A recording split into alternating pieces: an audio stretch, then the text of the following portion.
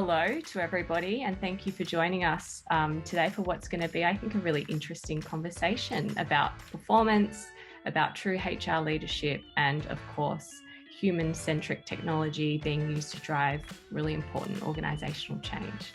My name is Crystal Andrews. Now let me officially introduce Dr. Amanda Green, registered psychologist, cultural transformation expert, and Chief People Officer of Movember.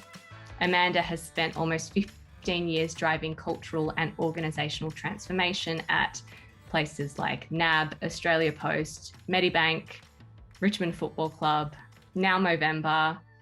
Hello, Amanda, and thank you for giving us your time and sharing some expertise with us today. My pleasure, Crystal, and hopefully I'll be able to answer some really interesting questions with everyone that's joined today. So thank you. I'm gonna get straight into it, actually. Mm-hmm. I think every company that I've just listed that you've worked for needs absolutely no introduction. Like, these are some of the most recognizable organizations and brands in Australia.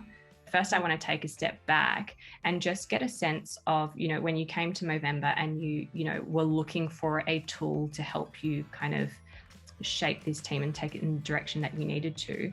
What were you looking for in some sort of assessment or capability framework? Sure. So no surprises, I've built a few of these in my time that have been different, including at a football club. So if you think about a capability framework at a football club, it's kind of unheard of. But I think what I was looking for is not dissimilar to what we did at Ties. It's something that I don't have a vast COE sitting behind me with great thought leadership like I've had in other organisations where that's the sole purpose of making sure that we're building best practice that's fit for purpose. The other thing that I was really passionate about with this framework was that it was led by strategy. So it was really privileged that I landed right in the time with Michelle, who was then, her foray into Movember was, I think, a month, and then this little thing called COVID. So her first, 8 months on the job was actually not knowing how the charity sector would fare during that period of time. But also knowing that we actually needed to be focused on the future as well as shoring up currently. So landing with strategy led first, and lots of conversations about aspects of that, talking about capability and transferable skills, putting some objectivity around it in a way that wasn't over-engineered was probably, Crystal, what I was thinking. And looking to the market to say, I can't be researching what are the current capabilities. I need a tool that helps me work globally. So we're in 22 countries. And despite everyone thinking that most of the countries that we're in are primarily English speaking, there are cultural nuances. But what was a really easy way without having to roll in a truckload of people with my qualifications, so technical expertise to, dissect and assess people, in putting some objectivity around the transferable skills that we need and actually making us fit for purpose for our future, with always that prudent use of resources. And at its heart, it's a digital solution. So that was the other thing that was important to me. We did toy initially with the idea of building it ourselves.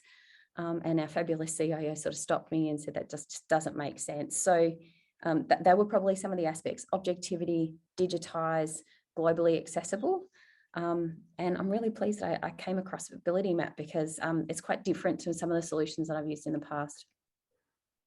In what ways? What kind of gives it the edge over what you were evaluating? Yeah, the utility. So you don't need to have a doctorate in psychology to use it, right?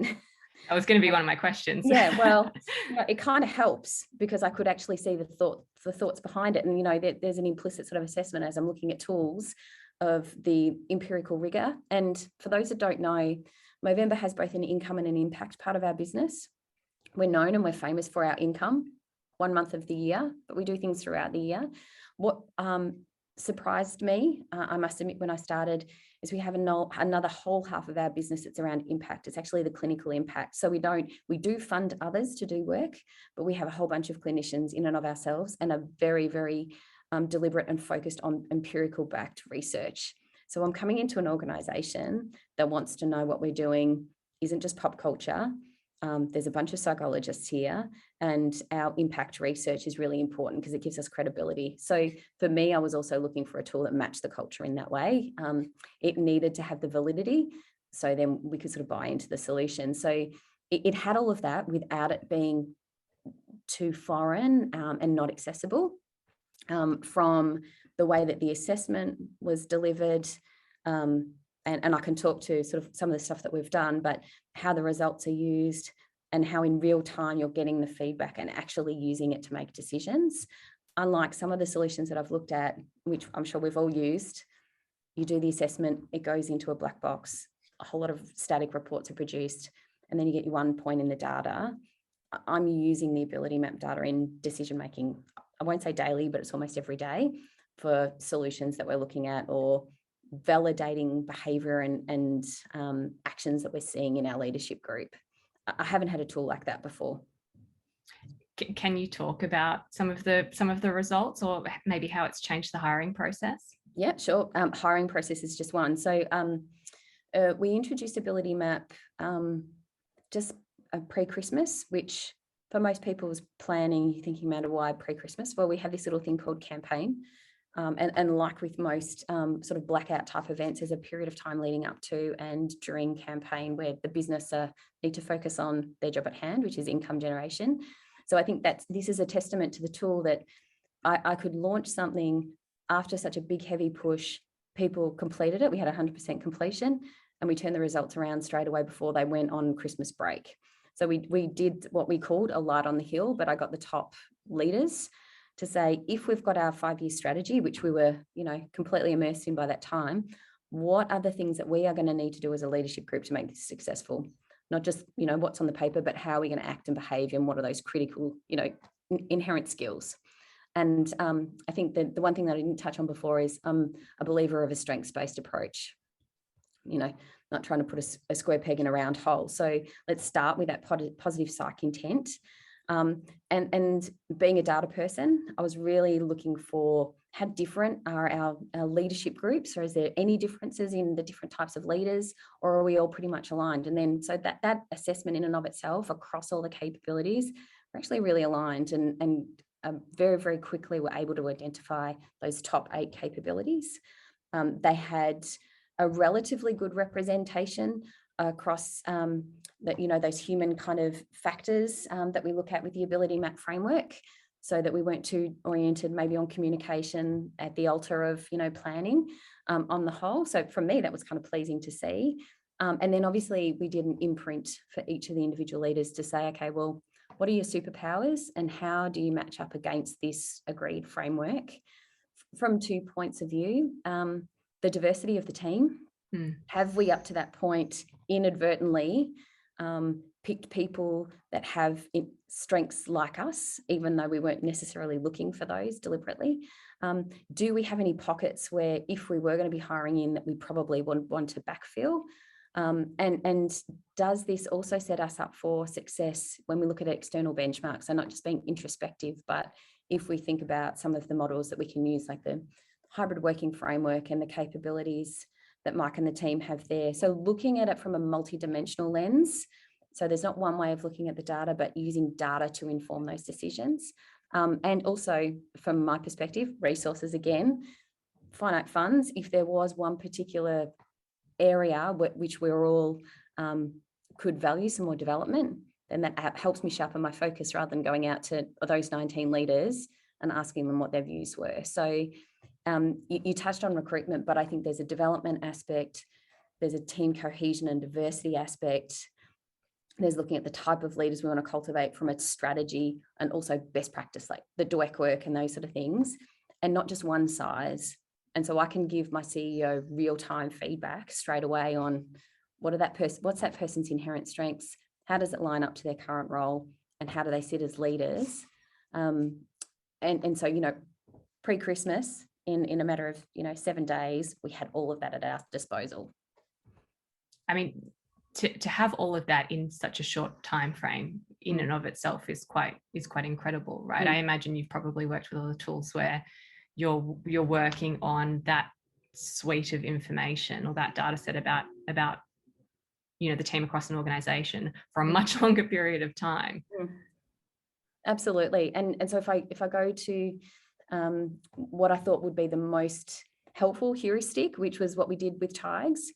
And so what I was able to do with AbilityMap that we weren't able to do there is that there was no sort of solution of doing card sorting. So we literally had a cross-representation group of people, including players, doing that exact exercise. What would be our top 8? And deliberately having the Kurrungumminji Institute. So for those who don't know Tigers, the top part of that weird shaped building is actually an Indigenous institute, along with some of the players you see on the field today, and the various corporate teams, and having that mix of people in the room to create a collective view through a card sort mentality, which works well when you're all domiciled in Richmond.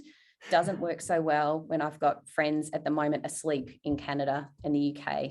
So, I was trying to approximate that sort of collective sharing and collective ownership just in a different way. But, to add to your point there, Crystal, what we've done since is shared that information. I think the other bit that really struck me personally was the idea of the environment. This was environment and context specific, not just what's the latest fad in terms of human capital management. And we've had some really good conversations about if these are our inherent strengths, we're all effective leaders. So is our leadership framework, and maybe some areas that we're not as strong on, that takes us a little bit more energy and effort to act through. What is it in our environment rather than us as humans that might be getting in the way? The policies, the systems, the unwritten rules in our culture beyond, because we're all successful leaders, right? We wouldn't be here if we weren't. So is there something in our environment as leaders that we can just remove as roadblocks? I don't think I've had that conversation about a capability framework before. So that E in that, in that equation really cultivated a really robust, adaptive conversation for our leadership group. And now our biggest challenge is making sure the leaders understand their lived experience before we go to the cultural DNA print, which will be, beyond the leadership group with Movember. But my felt experience was if they could live and breathe, see it wasn't so scary, see all this great value in it, that I've then got a network of champions, 19 of them, who then can use these tools with their teams, whether it's talent, recruitment, whatever we need. Another topic that you did sort of touch on in that answer that I think is the top of mind for a lot of people right now is this kind of, I know we were joking before about being in a post-pandemic-ish kind of era, but that brings a lot of shifting demands from the workforce, but also the working environments that, as employers, we're providing to that workforce. I guess, what do you kind of see the trends, where do you see that going in the future and the next kind of few years to come? Is that top of mind at Movember, being that it is a global organisation? Absolutely. And the idea of having one brand that we all galvanise around, efficiencies, because we don't have the luxury. So we're not a federated model. We're actually like a global matrix, which is very different for the charity sector in Australia. We're probably the only one that has governance model like we do, which means we operate more corporate in that sense of matrix kind of reporting lines. So where we can drive a single process from an efficiency standpoint and then give the local markets or the local teams, because tech at the moment is a really challenging environment to attract talent irrespective of where you are, give those local teams or nuances the opportunity to flex as needed. And that's just as complicated for us, even though we have a pretty strong value proposition in terms of why you'd be here, as it is for large companies. We're not going to be able to play with, the salary basis, so we have to play with other levers. I think the challenge is, and there's a lot of conversation about this, about where does that EX, so we've talked a lot about CX, so customer or consumer design and consumer journey management, which we do with our donors or the men that partake with our services, but how do we apply that same lens to our people, and what are the types of journeys and experiences do they expect, want, or they're looking for from an employer, and how can we package up what we're doing on that front? So I think the other thing that AbilityMap gives us in that context is what are the transferable skills that we can start to actually move across our business as we build out that strategy. The board are going to be not too open to just growing with resources. So how do we make sure that we've got talent in the right locations, and that when we want to be famous for a particular skill capability that we are, and that we're looking at really different ways of resourcing. But look, to be honest, one of our top projects this year is about the EVP, and core to that is talent mobility, and that, and the ability to understand how we can use transferable skills across our business, just a practical reality and an operational risk management tool as much as anything. We've actually got some amazing questions in the Q&A, so I might jump to a few of these because they're really juicy little questions. So one question here for you, Amanda: was there a difference between the capabilities identified as critical for the effectiveness of executives versus senior leaders? So was there, I guess, sort of a difference or a notable gap between what each section needed? Yes, there was. But I will say, yes, there was. But if we think about that, we were landing on 8. 5 of our 8 overlapped. So the executive group versus the senior leadership group, and you can imagine we're a pretty flat structure, so there's not too many layers. Pretty consistent in terms of 5 core. The other 3 were different, and this is the sort of my colloquial way of describing it. The top team were focused on the plans, the execution, and where we needed to get to in the 5 years, and what it was going to take, to plan and goal orientation. The senior leaders, where, to be fair, the majority of our team report into, were very much focused around leadership, fellowship, kind of cultivating kind of that change aspect, which was really interesting insight for us, right? We felt that we were all relatively immersed in the strategy, but there was a very much, outcome execution focus for the senior leaders.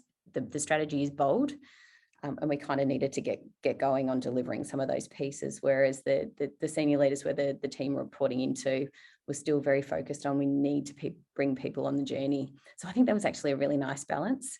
We had a conversation then about what is our collective leadership responsibility and how do we leverage both of those aspects. So the resulting framework has a little bit of column A and a little bit of column B as a result. Was that expected to have that mix? To be honest, I actually thought there'd be other differences. I didn't think we would get so much overlap. And I don't know why I thought that. Maybe because we just never done this exercise before. Like, it was a very new way of thinking about people for the business. So I was expecting potentially more variability, and the task at hand is talking about how do we come together. So I was really pleasantly surprised. But I think it sort of reminded the executive team, plans are one thing, you need to bring people along, and vice versa. Yes, we can consult and work with our team, but at the end of the day, there is an expectation by, the people that donate money and the men that we serve, that we're delivering true value. So a really nice tension, I think. There's another question here about how have the leaders who are participating in the process responded to the results, essentially, and how is that shared, and how has it all kind of been received, and how's it gone down? So can I say mixed? Okay. What I say mixed is less about the tool and what we're doing, but more about people's level of comfort. So we do have some people in the business that have been assessed and gone through leadership capability work, and maybe grown up in large organizations where they're very used to this experience. So I remember debriefing with one leader, and we actually looked at their inherent strengths, and how they married up. And, I expressed, look, there's some areas here where they're suggested as development areas, those the areas you really struggle with.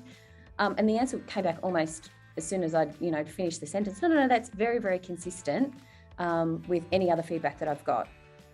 I've always been doing this, and I'm doing that. So for them, it was validating that the tool had some, authenticity in terms of what it was saying, what it was actually measuring, but also it was very consistent therefore with the work that they were doing to kind of build their leadership. I think others who are less comfortable are probably taking a little bit more time to come to terms with it's not good or bad, and how do I lean into it? So I will say the process was really quick, but we are going very slowly with the rollout of the results to make sure people feel comfortable. It's, lots of ones-on-ones to kind of take people through it and how we will use it. And I'm really comfortable with that as someone who's very action-oriented, because I think doing this work now will accelerate us in the future, and then we'll be able to talk to their teams a lot better. But I think with any type of assessment tool, it's really important to meet the person where they're at. And just make sure the messaging around what this is, exactly as you said, there isn't good result, bad result, you passed, you failed, there's nothing like that. It's just making sure that they understand. I feel like that's a very good point to leave the webinar today. So Amanda, thank you very much for giving us your time. Thanks for being so open and sharing your experience and your expertise with us all. Not a problem, an absolute pleasure. And yes, I think you and I could speak for a while on this, so we better cap it at that. So thanks again, everyone, for giving us the time. Bye now.